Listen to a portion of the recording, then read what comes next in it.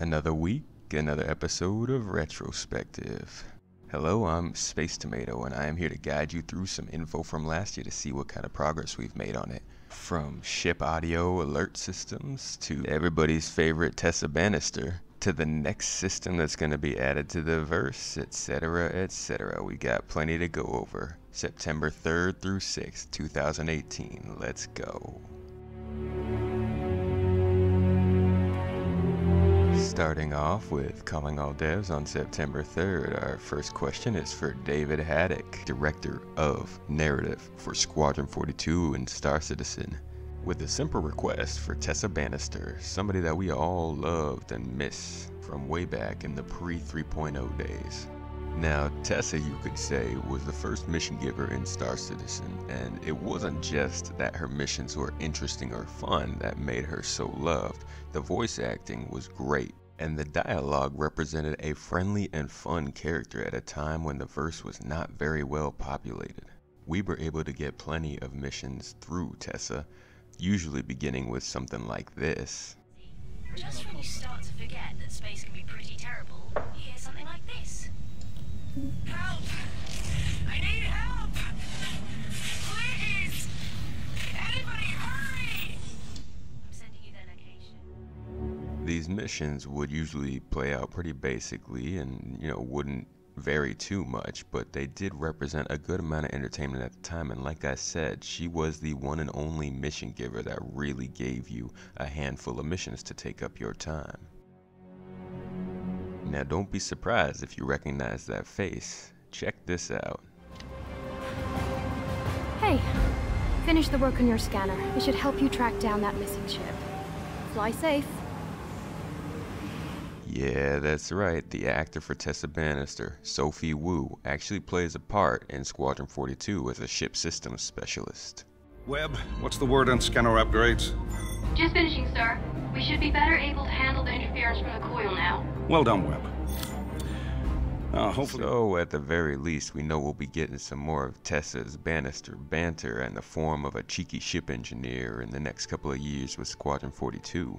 But it sounded to me like David wasn't sure when she would get back in the game. They know the fans love her, they know the people like her and want her back, so they will bring her back, but they need to decide if she's just gonna be a faceless voice like she was before, or if they're gonna create a new character to make her a new mission giver for us. I'd like to see her back in the game as a mission giver at some point, I got a soft spot for Tessa Bannister, and her missions were actually pretty fun. Long live Tessa. Hope to hear more about that soon, because it sounds like they still don't know what they're doing with her, a year after this question was asked.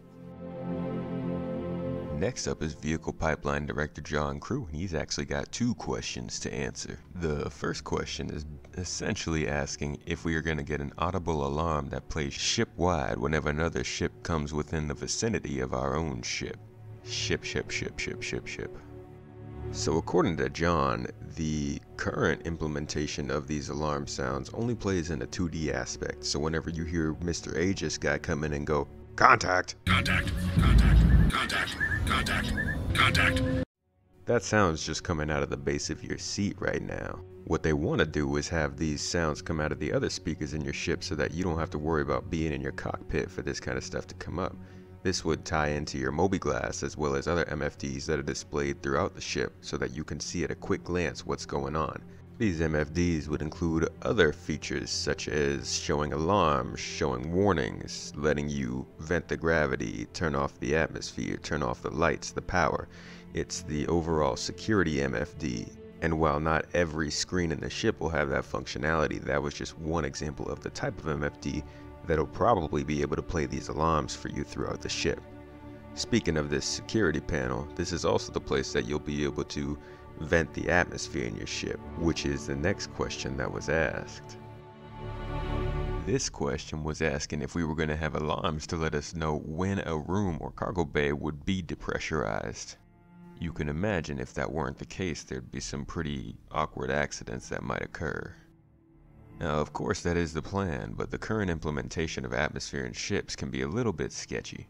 While they've been working on explosive depressurization and the room system to make doors and airlocks actually contain gas, which you can currently find on the roadmap, it can still be a bit glitchy. You might end up dying in your ship when there's no reason that you should have died. Once this is all figured out, and I'm guessing after the new audio cockpit experiences are brought into the game, which you can find on the roadmap as well, then we will probably see this full ship audio system implemented into the game, which will give us those ship proximity warnings we mentioned earlier, as well as these depressurization warnings. Something more calm and run-of-the-mill, just sort of, hey, watch out, you might die if you walk in here sort of warnings, as well as something a little more frantic like this.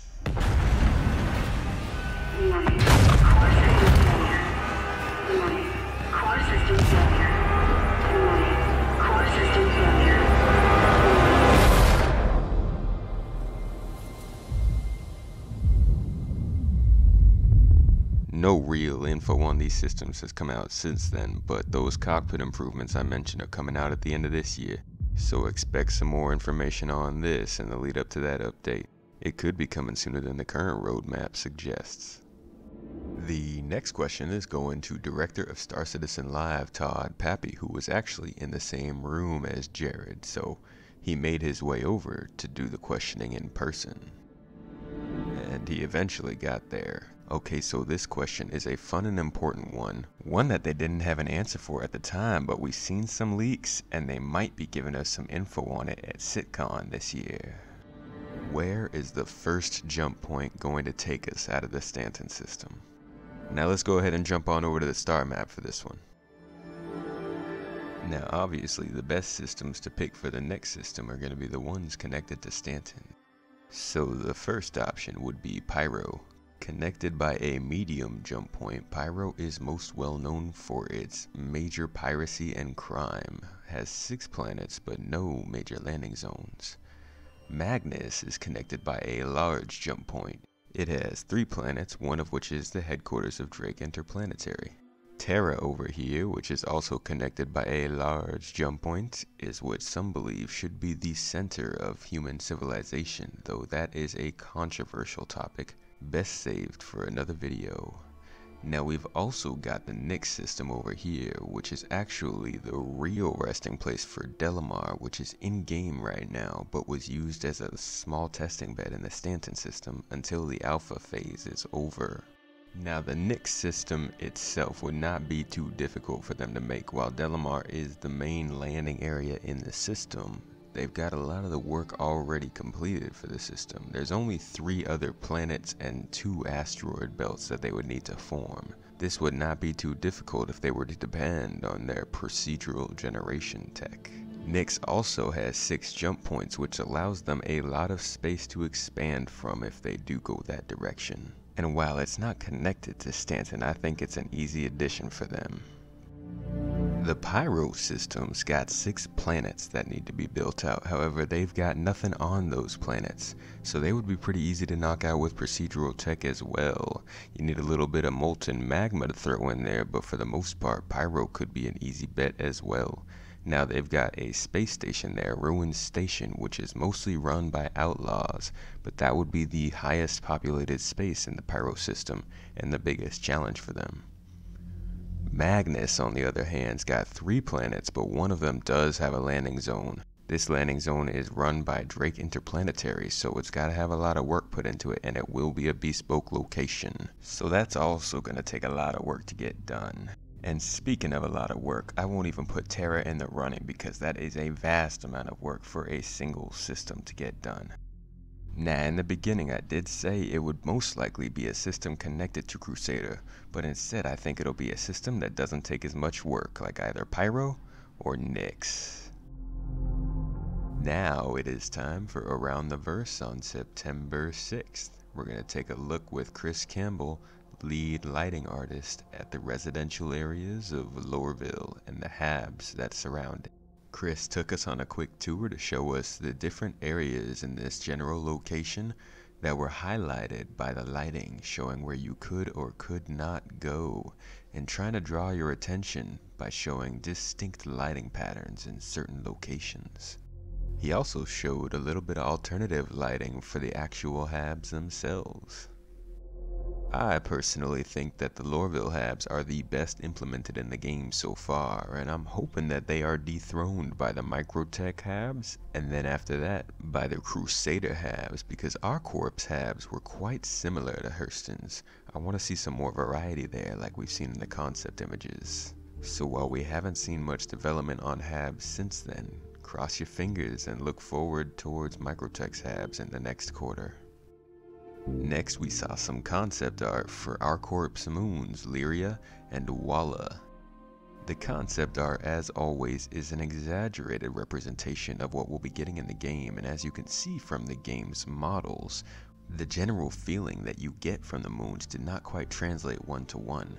Now looking at the notes that they have in game, you can see that there are some things that did not get put into the models yet.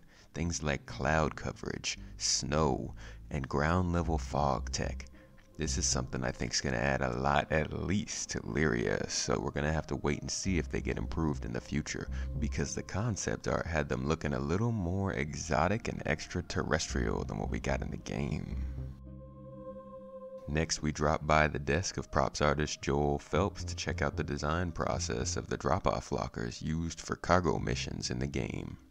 These cargo lockers were implemented into the game in Alpha 3.3 to allow for more numerous and accessible locations to drop off our mission-specific cargo. But oh my lord, sometimes these things can just go f themselves, because sometimes they just don't work for you. They will spit the box back out, they won't give you the box, they won't open up, they won't close. It could ruin a whole mission for you, and while it's not a big deal, it would be greatly appreciated if the stability of these lockers were improved shortly. And while these systems haven't been expanded on in the last year since they were implemented, I do believe that these are the first iteration of not only the locker system, but the back end, which can detect when you have cargo that needs to be delivered. This could be upscaled to something like, say, a Hull C carrying medical supplies. So I'm happy to see this in the game, and I can't wait to see it improved even further. Which shouldn't take too long, as I think one of the first improvements we'll see is a refactor of this UI, because it doesn't work all that great. Moving on from these lockers to other props, we got to see some of the major items that were going to be used around Lorville to give it a little more flair and pizzazz. We also got to see major signage that we would see used in the transit systems as well as the hangars of Lorville. Those which have changed a little bit, getting dented here or hit there, but haven't seen too much change otherwise since then. Then we moved on to that vaulting motion warping tech that we saw a couple weeks ago. We got to talk about it with Mike Meaden, associate producer, as he went over not just the motion warping tech, but also the workflow and the tools that they would use to implement it into the game. He showed us an example of somebody vaulting who wasn't using this motion warping tech, and then showed us somebody who was using it and the way that this animation could be changed to fit any sized obstacle. We still don't see this in the game now in the PU. Can't speak for Squadron 42 clearly because I don't have that, but you can do this stuff in Star Marine. However, it doesn't look all that smooth, so they still got their work cut out for them to get it into the game so we can see it. It's been a full year since then with nothing else on the roadmap hinting at these improvements, so I got my fingers crossed, but besides the possibility that it could be networking issues solved by server-side OCS, I don't see anything that's going to change this anytime soon. Finally, to finish off the episode, we got a couple of looks at some of the ships that were upcoming at the time, including the Hammerhead, one of the major combat ships in the verse, a nice 4 to 6 person sized corvette that's got plenty of beds and room for everybody. It's looking real good in the game now and is fully functional. We also got to see the Banu Defender, something that is still not in the game now and has been delayed over and over again, as it being an alien ship uses a completely different set of materials and construction methods from the human ships. Right now we're expecting it in 3.7, and I hope they can make it because people are chomping at the bit for this one. Alright, that is the end of this week's retrospective with this new shorter format.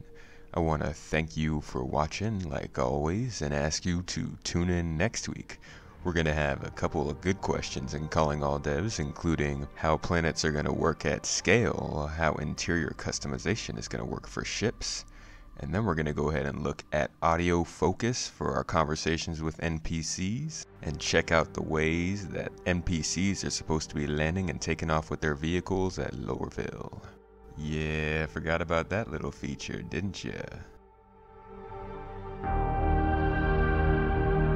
For those of you who didn't notice, I did skip Reverse the Verse this week, as I mentioned in my description of last week's video. It's kind of a time sink, and I think we get most of our info from the first 2 shows of the week. So for now, just gonna stick to Calling All Devs and Around the Verse. Hope you guys are enjoying the info you're getting. Thanks for watching, and I'll see you next week.